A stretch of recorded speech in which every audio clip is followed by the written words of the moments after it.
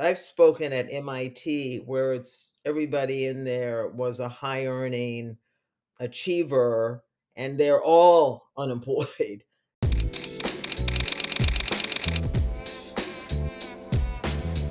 Hello and welcome to another great edition of Beyond the Hype. Yes, every episode I tell you is going to be great, but every episode we deliver. And today will be no exception. Listen, I'm Alfred Edmond Jr., Senior Vice President and Executive Editor at Black Enterprise. Listen, you can catch this episode of Beyond the Hype and every episode of Beyond the Hype and all of our premium shows. Yes, you can catch it at blackenterprise.com, but you can also catch it all on the Black Enterprise YouTube channel. So listen, subscribe to Black Enterprise on YouTube. Make sure you tell all your friends to do it. That way you get to check out this episode and every episode of Beyond the Hype, as well as all of our premium content that we produce at Black Enterprise. Yes, you can catch us at blackenterprise.com. This is a great way to really just stay on top of everything that we produce all the time. And you don't want to miss this episode because we are talking about a subject that is near and dear to my heart. And it's not a secret that I often book guests and topics that relate directly to me.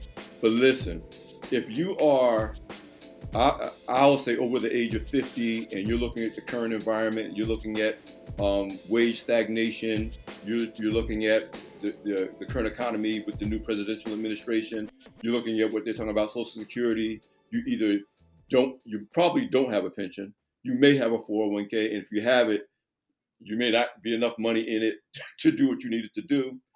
And in my case, I planned, you guys know I'm a big health and fitness and robust longevity champion.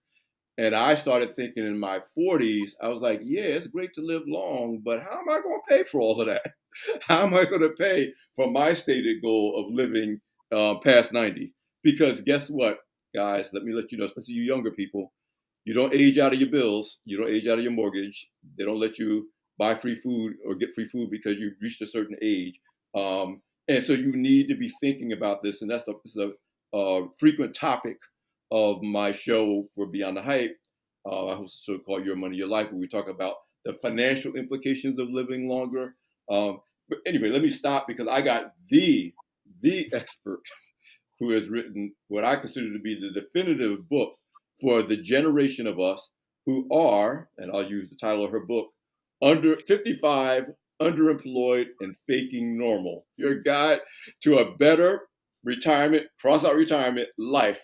And I love that because retirement may not be guaranteed, but life is going to go on, and you got to figure out how to navigate that. Welcome to the show, Elizabeth White.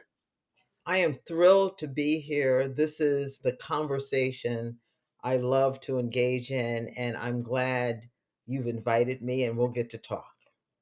Oh man, I can't wait to sink my teeth into this because again, I've been thinking about this for 20 years. I remember I was in my mid 40s at that time. I was the chief content officer at Black Enterprise. Um, Again, peak of my career.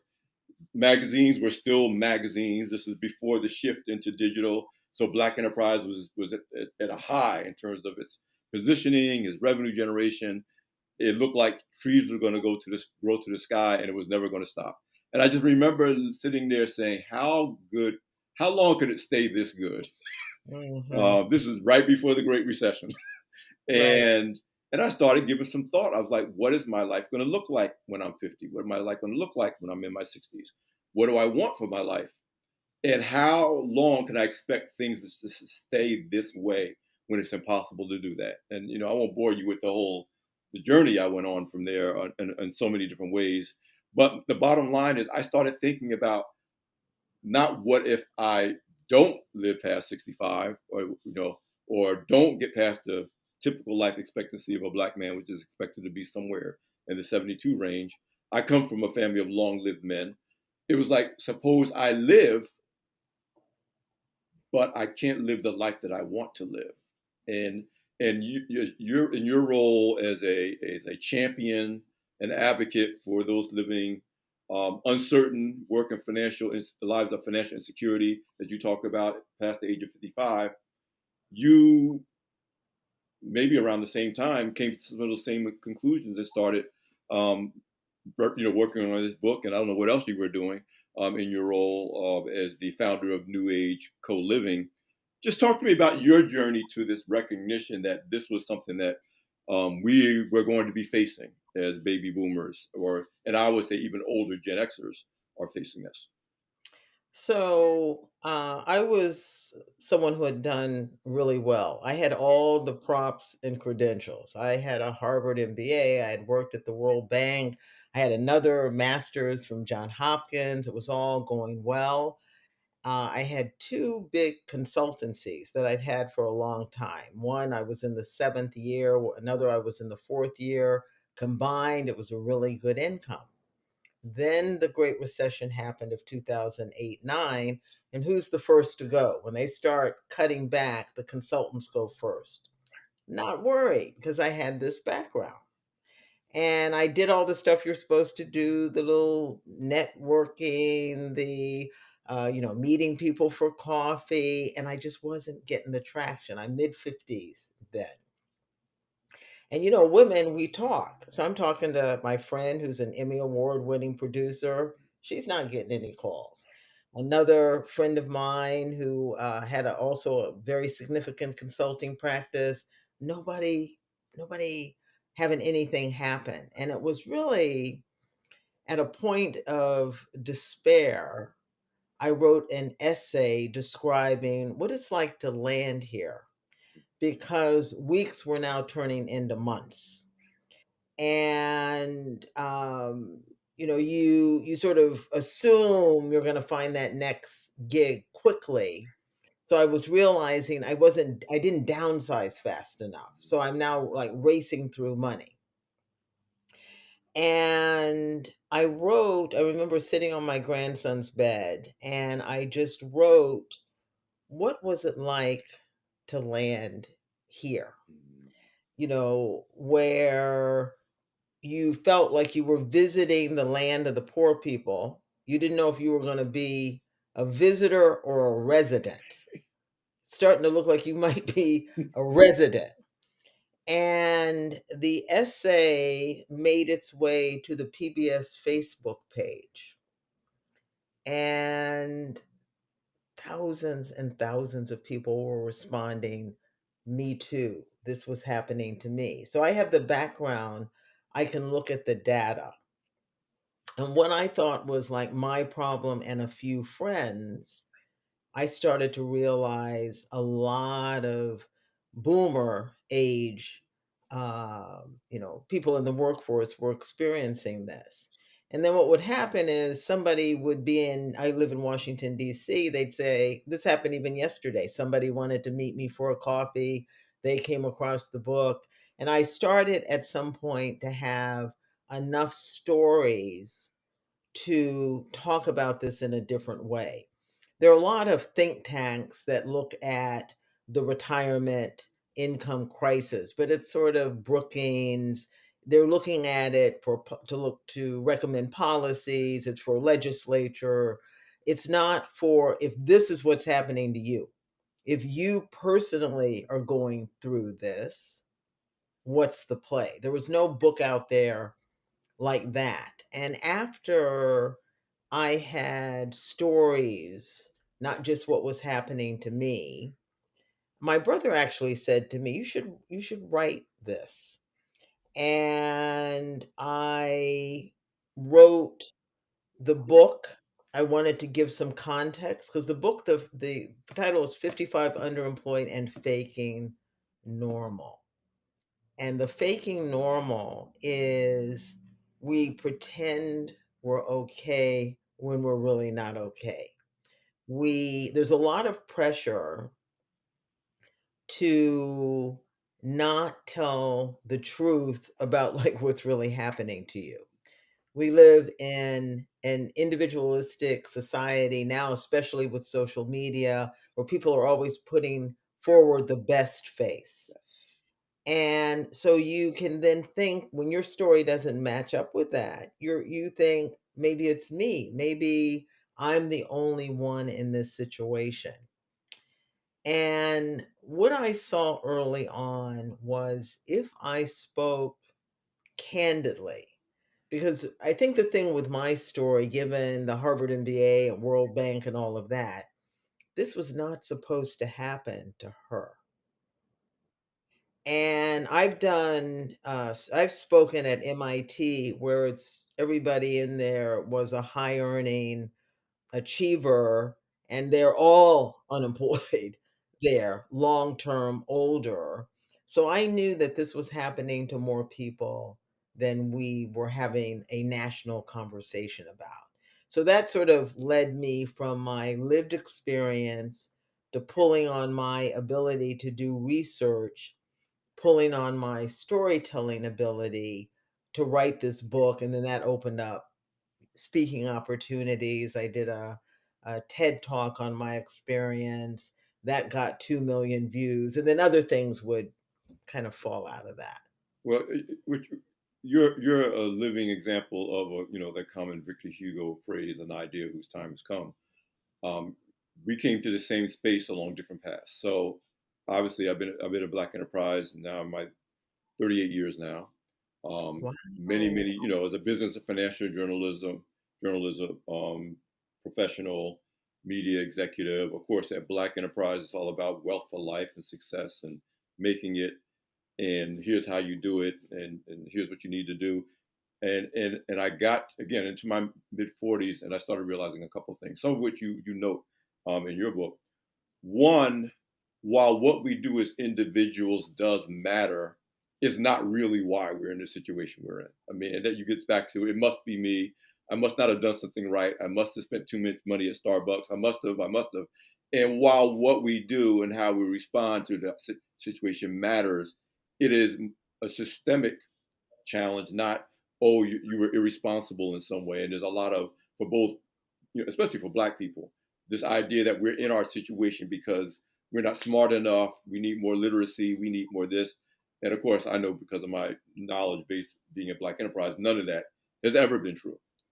The second thing, though, that I think is really significant is, and this is regardless of race or gender or economic background, the system was built with the idea that if you could just make it to 65,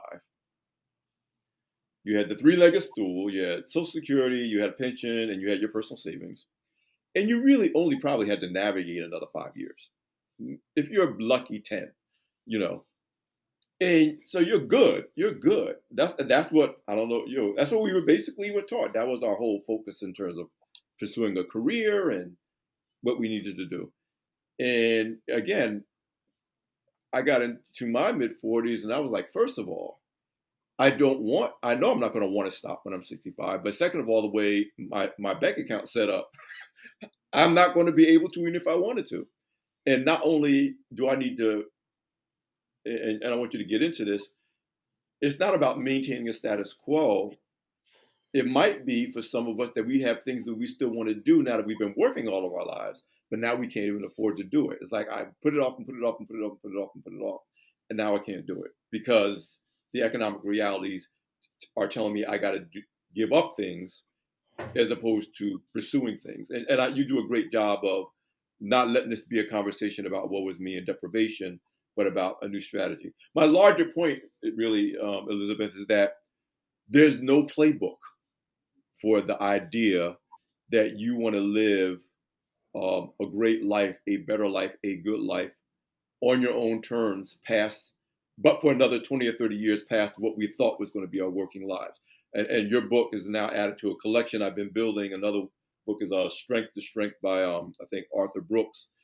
That there's now this growing but very small library, as you said, of books that are not about policy making, but about what's the best way to approach your life if you really want to have the last quarter be your best quarter. And part of that is redefining what we mean by best.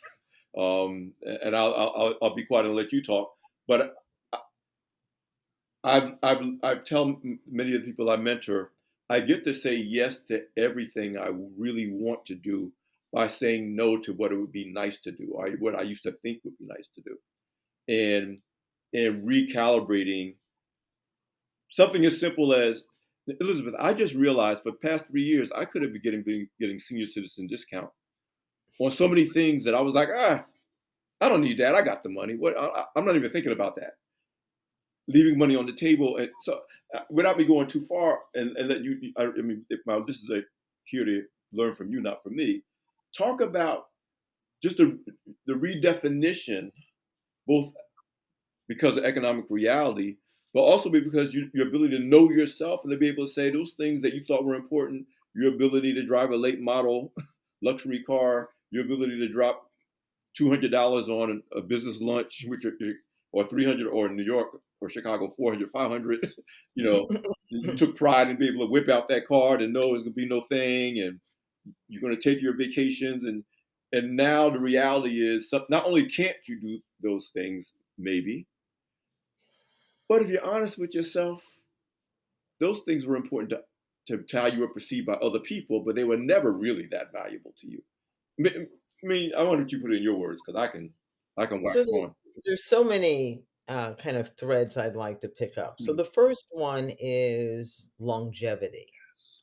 When Social Security was enacted in 1935, life expectancy at birth was 72. So your point about if you had the three-legged stool in place, you had a little bit of savings, Social Security, and retirement. You only had to put it together for a few years. You kissed your grandbabies, played a little golf, went fishing, and it was over. Now, if you make it to 60 in reasonably good health, sort of thanks to advances in science and medicine, you're going to live into your 80s. Yes. That's a long time to have enough money set aside, particularly if you're not going to be working, to maintain your current standard of living. Yes. And it's not only can we not do it, Black people, there are a lot of Americans who have not set aside the $1 million+ that you need to do that. So that's the when there's so many people. I think the median retirement savings last time I looked was something like $60,000 for people 55 to 64. So you got 25 years and you got $60,000. The math ain't mathing. And And if I can so, interrupt you for 1 second, because this is yes. about my passionate crusade, the way you are about your topic, I'm about this, about health and longevity. And I tell people the danger is not the dying prematurely part, because once you die, obviously it's not your problem anymore. It's somebody's problem, but ain't yours. It's living, but it costs you more to live because of poor health or chronic health conditions. That is, you can't afford to live, but you're living, and that's why I'm trying to protect my health, to push back as far as I can the cost of hospitalization, prescription drugs, medication, which is going up and up and up, while your wages are going down and down and down if you're employable at all, and you may not have the strength to do more work even if the work was available to you. And so I'm just telling people, like, this is deeper about what than how long you live. It's how are you going to live? So Alfred, I'm 71. My job I look at my health status and maintaining it as a job. Yes. I am do you think I want to go to the gym all these days, do this Pilates, eat these salads?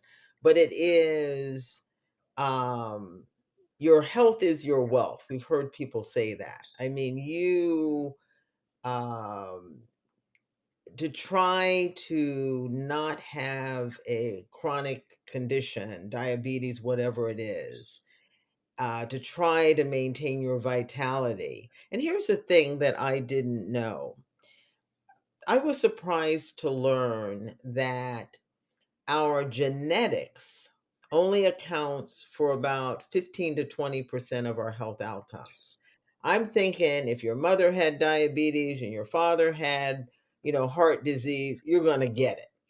But genetics is only a relatively small part of what drives your health outcome. The other is stress, environment, food, exercise, all these things that we actually have more control over. So I always say to young people, if your 30s are really, really rough, your 60s are going to be really, really rough. So a conversation about health and what happens later needs to be starting earlier. That's the Needs to crusade. be That's starting the in your crusade I've been 20s. on for the last 20 years. I Yes. mean, No, it's I like, am I mean, with like you what you on said that. was a surprise to you. Those of us are kind of, especially in my age group, that's in that fitness influencer space, which is I compete as a natural bodybuilder, masters bodybuilder, but because of that. But like you said, what I was told by a wise person, he says genetics is the floor, not the ceiling. It's your starting point, but it's not a limit. After that, it's all up to you. And like probably you, definitely me. I got high blood pressure or hypertension running in my family. I don't have it yet. I just turned 65. Um, I, I just finished my annual physical literally a couple of weeks ago, and all of those things that I was told was going to be inevitable Me too. haven't, Happen yet. manifested yet. And it doesn't mean it never will, but it hasn't. And the longer you put it off, the better quality of your life. And to your point, the more you avoid expenses, that's going to diminish your ability to pay for other things that you have to pay for if you're going to thrive going forward. Right. And so, and lots of us, thanks to science, advances in science and medicine, even if you have a chronic condition or two, can still manage it with medication. Mhm.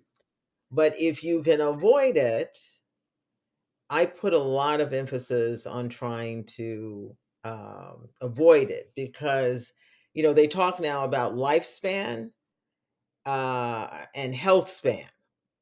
So you can be, 88, have lived that long, but the quality of your life is not good.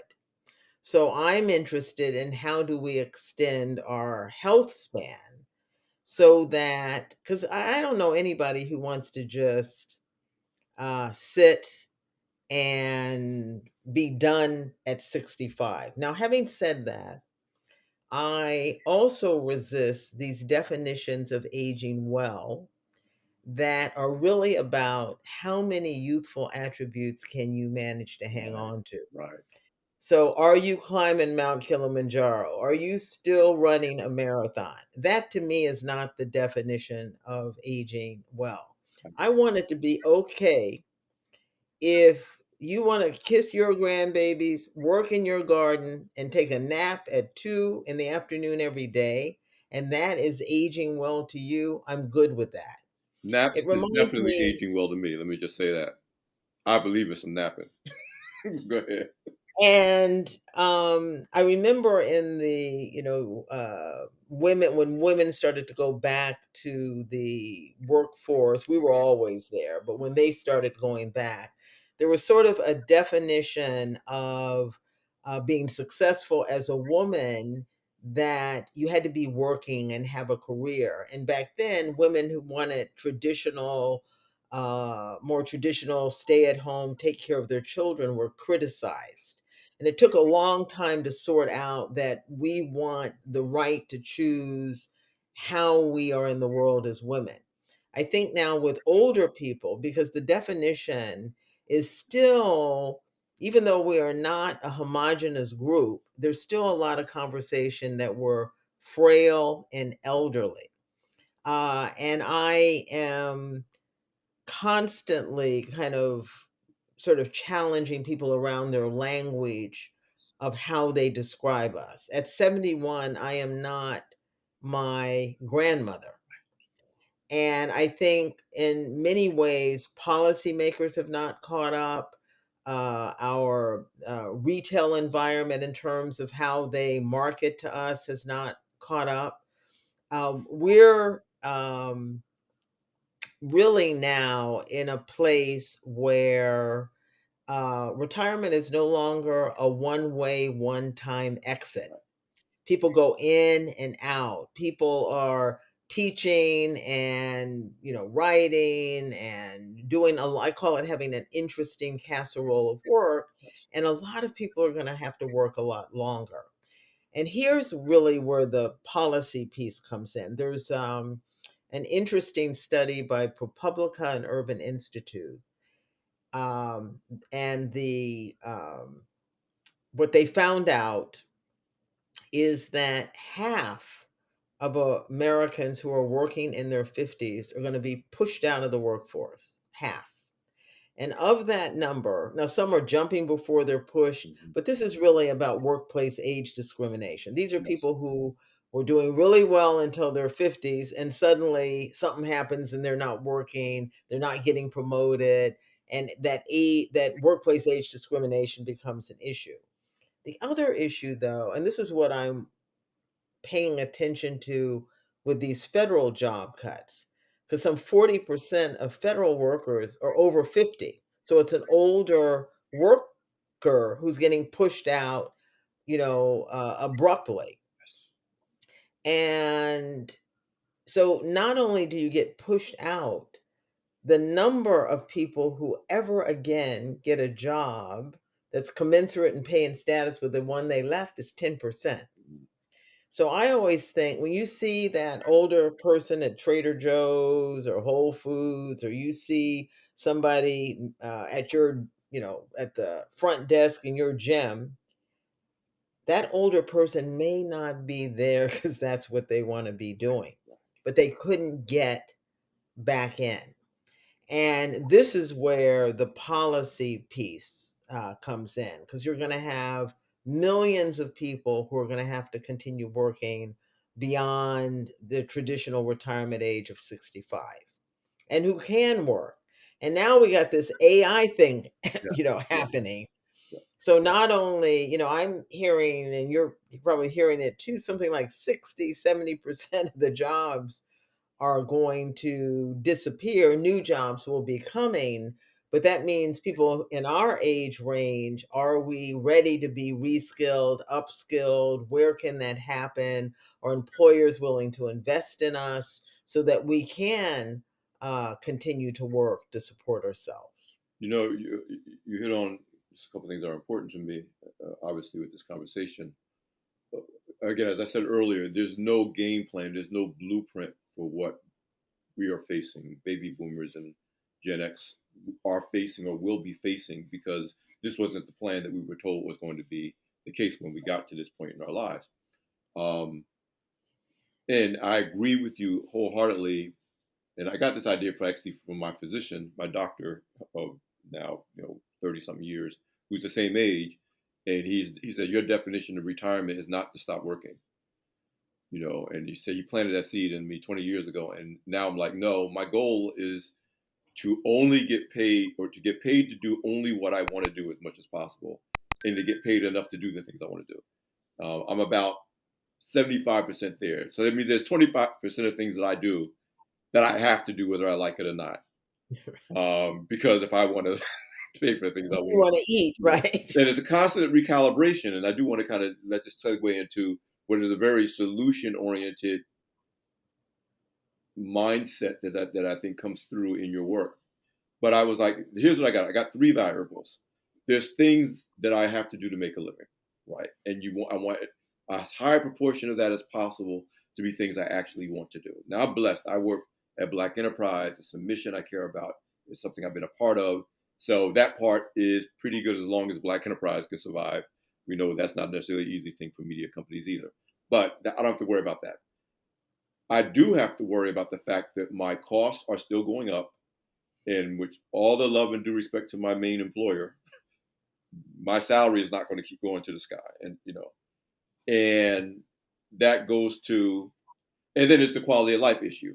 I really don't want to work 70 hours a week, 60 hours a week. So it's like, how do you make the money you need, but still have the quality of life you want, and but not be, I'm not underemployed. And I know a big challenge is the title of your book is that many people who are working as a greeter at Walmart, they're underemployed. They may be doing something they don't want to do, that they weren't trained to do, but they have to do to achieve their life necessities. But the thing I love about your approach to this is that this is not about lamenting policy and what happens if Social Security is gone. It's about understanding what we're facing and then making choices, intentional choices. That's not about deprivation or surrendering your goals, but being proactive about you're going to have to kind of redesign and create what works for you. But you got to be clear about what you really want, what's important to you, what's not important to you, what do you need to let go that you thought was the definition of success, but it's not, and maybe never was.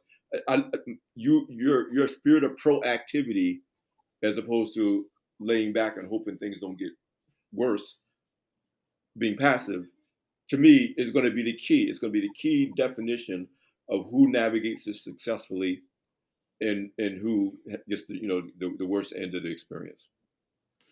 And in my book, I talk about resilience, my resilience circle. Yes.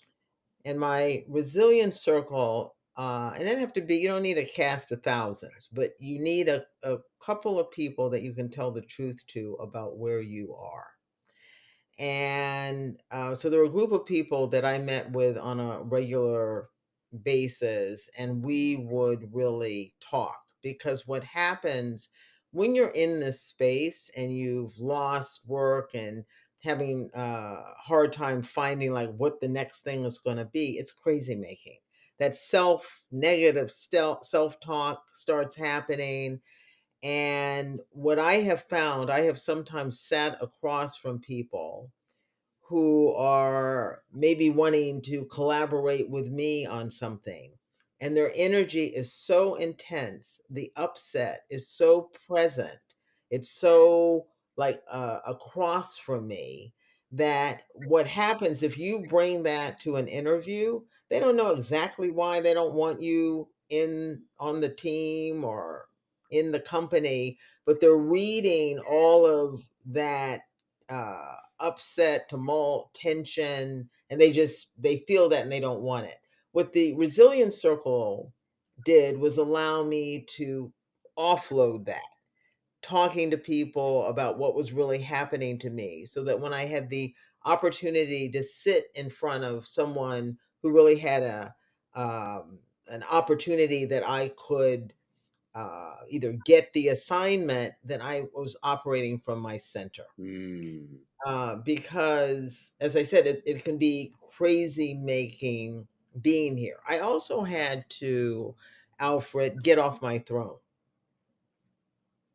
You know, I have flown first class. I've flown Concorde. I have, what you said, the lunch here, the car, the this, the clothes. And the thing about kind of faking normal is that you can be in a place where you still have a lot of that. You still have the clothes, you still maybe have the car. What you'll notice, and this is where, I now pay attention with friends, the people who don't invite you to their home anymore. It's because they know the carpet needs to be cleaned. It's because the upstairs toilet, they haven't had money to fix it. Or you're sitting with somebody and they're putting $7 of gas in their SUV. Mm. Or you're out, this thing where let's just divide the check. Okay. Right. And you got someone, they've had, a cocktail, wine, a designer coffee. They had the big, and then I notice now who is very carefully looking at the menu, Yes. who's ordering mineral water. Well, that's a Chardonnay girly right Right. there. Right. And I often am the one who says, let's divide the check. I will just and I tell people there's this hack. If you don't want to like be the one who announces it, you get to the restaurant a little early and get seated and then tell the wait staff that at least you want your check so that they know in advance, or to divide the check. Because and so in this environment we're now in, we have to pay attention to the signs, because the faking normal, you can look okay, you can appear like it's all okay, and it's not all okay. And so the resilience circle was a place to have that conversation, but also to share information. I got back in that time, there was some program where my mortgage was paid for a year. And somebody else in my circle told me about that. I knew about a program. They were looking at if you were older, did you need a chairlift or something bathroom pulls, and she was able to get the chairlift, but it's because we were talking. Yes. The other thing that I notice is get the food stamps if you need the food stamps. Get the Medicaid. You're paying taxes because the faking normal again and the not wanting being on the throne. I said to a friend one time, because someone had said this to me, you have to think strategy, not failure. What do you need to do in this situation so that you don't go over a cliff? Yeah. And if that means getting SNAP, you need to get SNAP. The percentage of people who are eligible for SNAP but don't get it is enormous. Yes. I mean, I And feel that so way. I mean, in general, again, whether you're in active denial or I can call myself guilty of a lack of consciousness because I didn't feel different when I turned 60. I didn't feel different when I turned 62. I never thought about it. And, I mean, these revelations are happening to me every day. Like I talked about realizing that I mean, I use public transportation to go in and out of the city. I'm paying twice as much as I need to because it never dawned on me. Wait, and it's there on the app. It's not like I don't see the price for people over the age of 62. It was literally me looking and saying, "Wait a minute, why am I doubling up on what I need to pay just because I don't feel difference?" And in personal finance journalism, we talk about this that applies to everybody. That when you become unconscious about your money, you make bad money decisions, and this either active denial or passive lack of consciousness, if you're in our space, is costly. And so, in so many levels, because like you don't listen. I'm just saying that being proactive, being aware, being honest with yourself. I'm fortunate that I never really was invested in my title, and I was never really invested in that way. But I know people who just want to know. I used to be senior vice president of blah blah blah blah blah. I can't take. I need a limo to the airport. I can't take a regular cab. And being able to get past that and release that so that you can live, yeah, yeah, there's the so many. status problems. Yes. So one thing, there is a stigma with being older. Yes. So the reason I tell my age and I don't get cutesy about it and coy, I just say the number 71. And when I was 70, it's getting used to trying that on and getting comfortable with that number.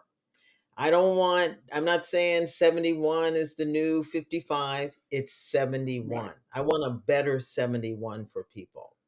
So some of the stigma is actually from people, in our age range. I get more opportunities from people 35 than I do from people 65. Now, some of that is that at 65, people are often starting to wind down. Even if they're still working, they are kind of managing the curve out. The ones I know who are 30, 35, 40, they know who the rising stars are, where the projects are, where the money is. And so I make a point of having a range of friends from 30 to 80. The reason I use Chat GPT, Gemini, Perplexity, Claude is because they dragged me. Right. They dragged me that I will be using that. The reason I applied to a venture studio at 68, and there were five of us, and the other four were half my age practically, is because somebody 42 said you need to apply to this. So it is, and a very fast growing segment of entrepreneurs are really people over 50. I mean, I think this is the other thing that doesn't get talked about in terms of what it means to be this age. You've alluded to it several times. There have never been this many people Yes. this age and getting older. There are no guidepost yet. There no We are making our path by walking. We are figuring it out. But the same, No, this happened Elizabeth, with civil. you're laying that map for you're that's what people that's why I want to have your book is like, no, this is how we go forward. And that's why I'm so excited to have you on the show because what you're doing, what your book does, and I do want you to kind of even give two or three things that you would advise people like me, like us to do, in addition to getting and reading your book. There is a way forward, but we have to pioneer it. We have to lean into creating a new narrative, a new game plan, a new roadmap, because we may be the first, but we won't be the last. And so some of it for me is standing at our full height. Okay. We're not just older young people. It means thinking about and embracing what this stage and phase of life is. And that's why I said this thing where just how many youthful attributes can we hang on to? That's not, that's for me not the goal. Um, I actually now, one of the things I will feel is some of that freedom from striving, meaning the superficial kinds of things that, as younger people, where the emphasis is on impressing others, much less of that, at this point. Much more focus on my community and nurturing it. And I have a circle of women friends and men friends. And then even the other day, a young friend of mine he's 35. He was up here, no boy, girl, Mhm. buddy, came up staying at my house. And I wanted some other people to meet him. So in the past, perfectionist, I said, look, it was 11 o'clock at night. I sent text out to 8 people. I'm hosting a dinner tomorrow. I went to Whole Foods. I got some roasted chickens already done. I put them on a nice plate. I already had the salad fixings. I think I got a loaf of French bread. I always have wine and I have music. I'm a flower person. I had flowers. Everybody came, spare, spontaneous kind of gathering. And in the past, I would have been sort of too perfectionist. I wasn't giving them enough notice. They couldn't come, they wouldn't come. Right. They could. So, like being in a place where I spontaneously thought this would be nice for this friend to meet some of my other friends in DC and being enough part of a community where they all showed up. Yes. Yes. So those are the things I am thinking about. And I got to New Age, we hadn't talked about. When I was in the studio, they asked me, what did I want to work on? And you're talking about New Age co-living, right? New age Okay. co-living. So as I said, a friend told me you should apply for this. I said, I'm 68. She said, apply anyway. So they had like 4 rounds of interviews. When I was told I made it from the second to the third, I felt like I needed to pull my socks up and pay attention. And then I was told, okay, I got in. There are all these young people, and I was learning about, their Slack and all the stuff that they're doing. And when they asked me what I wanted to work on, it was either going to be on the employment piece or the housing piece, because so many women were telling me that I'm worried about the housing. If I have the housing together, I can extreme coupon it the rest of the way. And so that made me think about shared living and golden girls. And was there a way that we could deal with the affordability issue, deal with the isolation and loneliness issue, deal with the need for community kind of in the housing space. So I got enough money to hire an architect to do the initial drawings, to be able to go to conferences and talk to people. Um, because we especially because I also focus on solo Mm, agers, of which there are tens of millions of people either divorced, widowed, never married, and in many cases have adult children. Like when my grandfather died, my grandmother came to live with us for 25 years. Today, a lot of people, they don't have any place to put Nana. right. So Nana's kind of on her own. So she may not be solo aging as in no children, but she has children who sometimes she's still helping her adult children. They can't help her. So that's all of that was going into thinking about, um, is there something on this housing front? And then what would be my place there? I'm not a developer. That's not sort of the career I've had.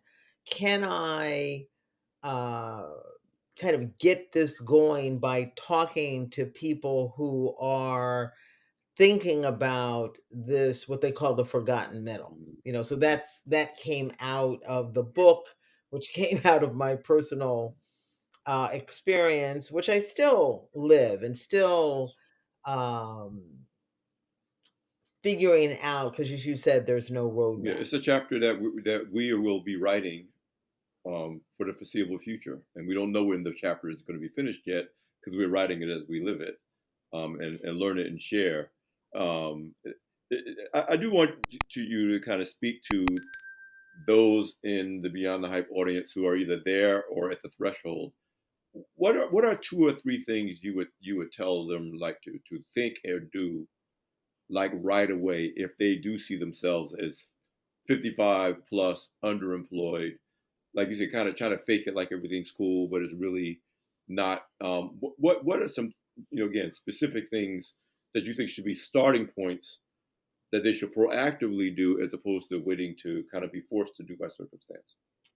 So if you've lost your job, or you lost your job a while ago and you're now kind of kind of in an underemployed situation, doing something that is not paying you nearly what you um, are used to making. The first thing is really assume that you will be unemployed or underemployed for a long time. I came into this thinking I'd be in and out of this in a month, two at the latest, three at the very latest, and it went on for over a year. So go in assuming that you're going to be out of work for a long time. So what that means is you are drastically now reducing your expenses. Because if you think that you're going to be out for like a month or two, you might be able to bridge that with the savings that you have, and you are maintaining your current lifestyle, and you need to, that means getting rid of gym memberships, subscriptions. It means getting maybe off of your high Verizon provider to something else. So it's really, I think, very drastically reducing expenses. I think it is what I said about thinking strategy, not failure. So that point about what are the services that are available to help. There's often energy assistance, there's the Medicaid, there's the SNAP benefits, where our the first time I had my food stamps, I didn't go to my normal grocery store. I drove all the way across town because I was embarrassed. And I get there and the cashier could care less. She's on her phone, she's barely paying attention to me. But all of this stuff in our head. Yes. So, no shame in stopping the fall as best that you can. I had a roommate here. You think I want to live with, so I don't want to.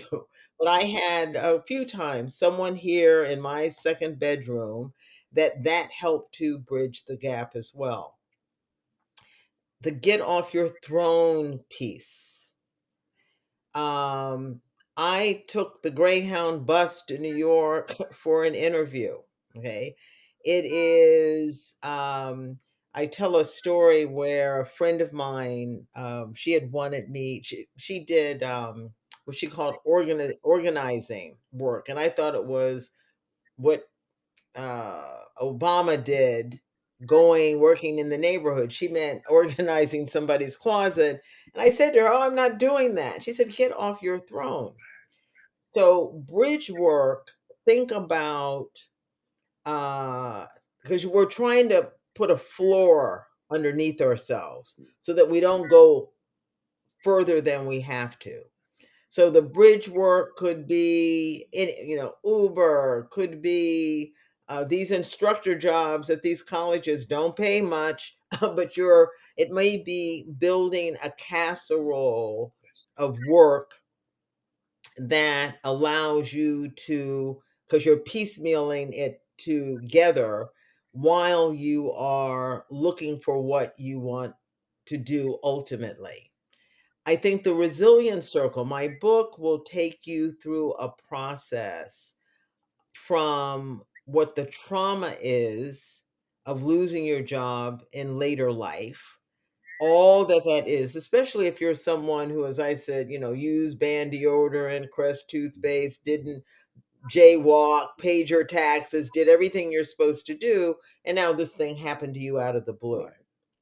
And it is destabilizing. It is upsetting. You're going to be leaking. You're going to be angry. So, and you could do it even through a Facebook crowd, or you could do it through your library, where you could meet with three, four people and go through the book and have that opportunity to talk candidly, so that when you do have an opportunity to interview someplace, as I said, you're not leaking, you're not having the person like not know what's happening with you, but they don't want you in the environment. Right. Right. I think there's also, as I said, my opportunities actually come from younger people. There's also curiosity. I have friends who just will not use any of the AI Right. technology. And not because they have and didn't like it, they just decided they're not using it. You will be left behind. So there has to be this curiosity about the world. And you'll see now online several short courses. If you're over 50 and you want to, know a little bit about AI, sign up here. We will be left behind if we don't get on board with this technology. We will be left behind if we're just not curious in the world. We will be left behind if we don't start thinking intergenerationally. Yes. Yes. And so those are, and we talked already about health. I left my gym and Pilates that I loved. And here in DC, the government it's not the great gym. There are only 2 treadmills, one is often broken, okay? All right? It's not fancy, but I took my behind over there because if you, in addition, are sedentary and you then start not liking how you look, all of it, It the snowballs. negative self It snowballs. talk It happens. snowballs. So let's went over to that gym.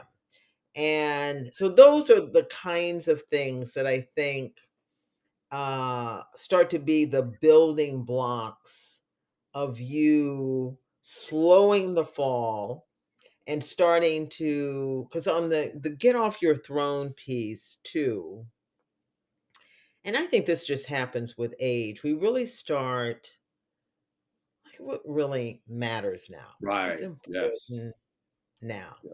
Is it important for me to not host this community of friends to meet this friend because I'm not going to have time to roast the chicken from scratch? Right. No. Exactly. Does that No. really matter anymore? But No. of all those great pieces of advice, and again, my audience is not dumb, so they got to go and read this book. But I want to speak to those who are, let's say, 40. They're in the 40s, right?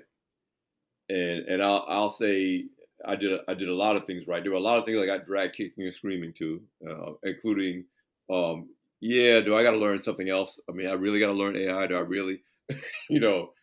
But the good thing, and I tell people who are younger, and I have a large multi generational network because I'm heavily into mentoring in particular, and they mentor me more than I mentor them at this point, especially those under the age of 40.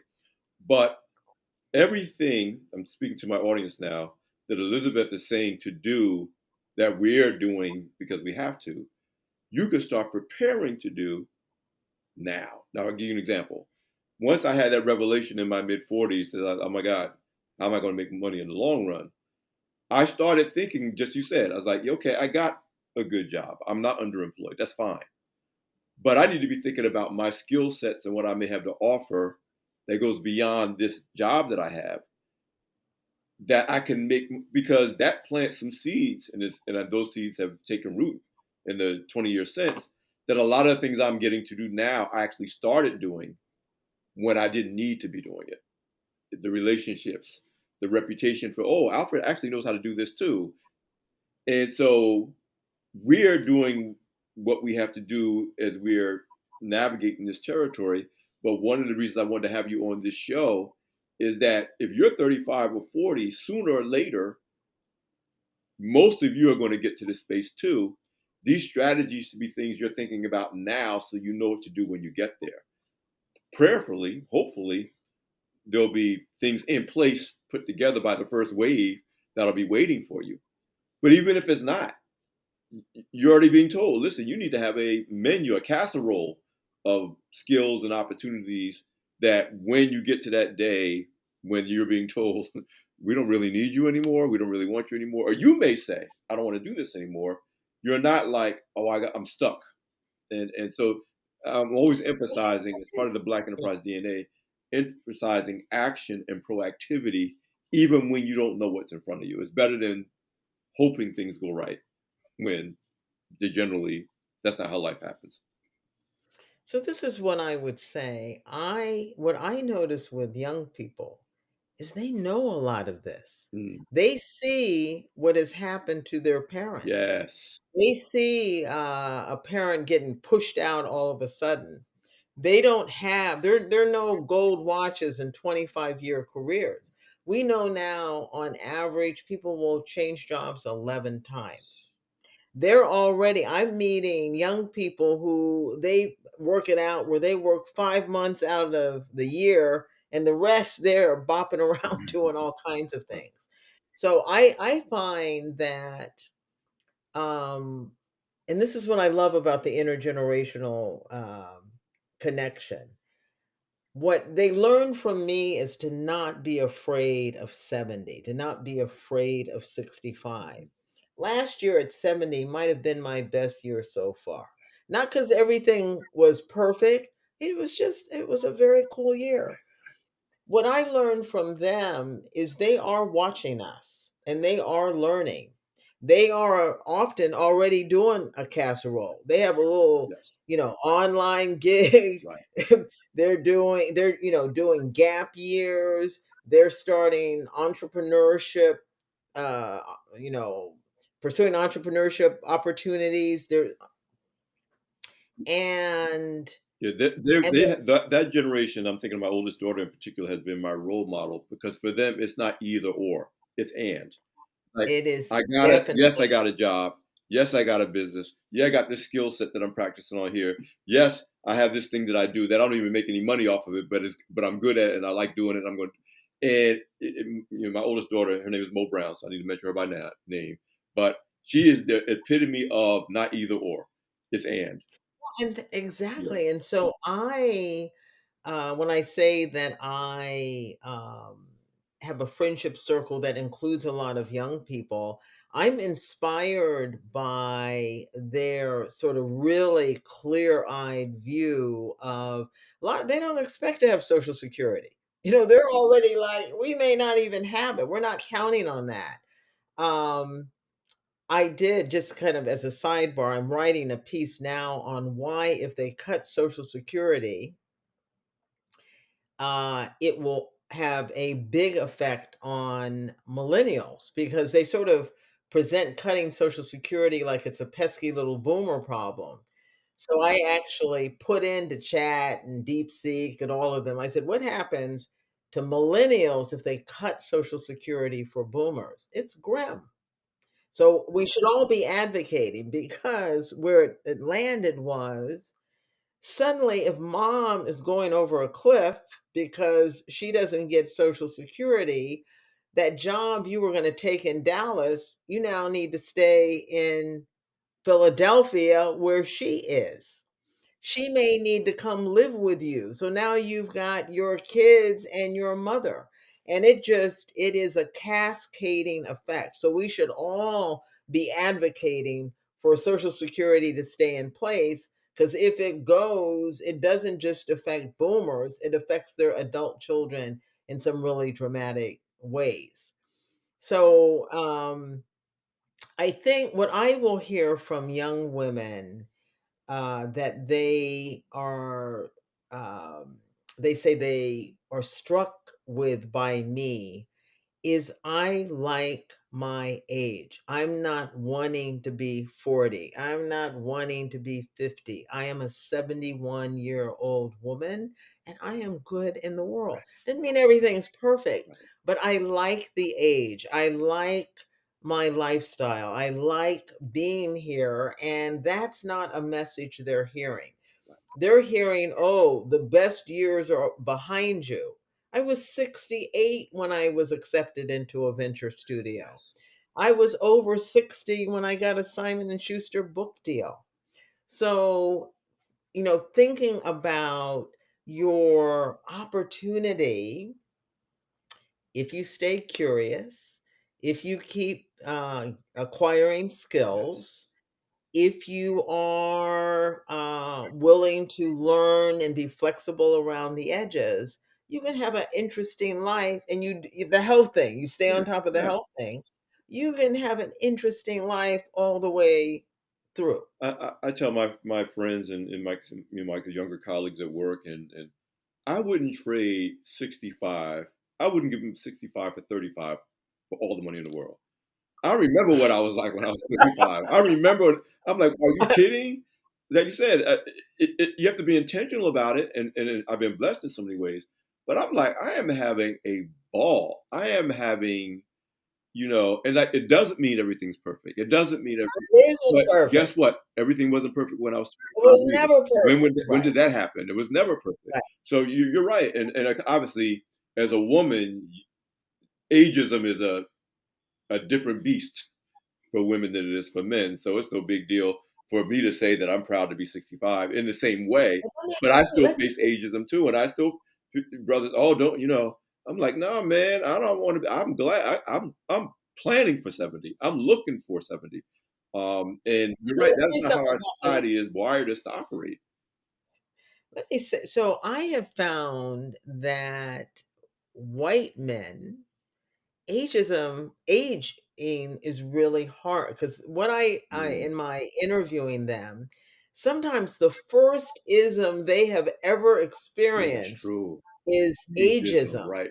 So this is Mm, the first time they walk in a room and people have a negative impression. White male friends of mine have never experienced that. That is shocking for them. For us, as me as what it's yeah, like as a woman, as a black woman, as an older woman, black yeah. man, older black man. For that It- white For us, it's man just a who's new still, flavor. oh, It's just a new flavor for us.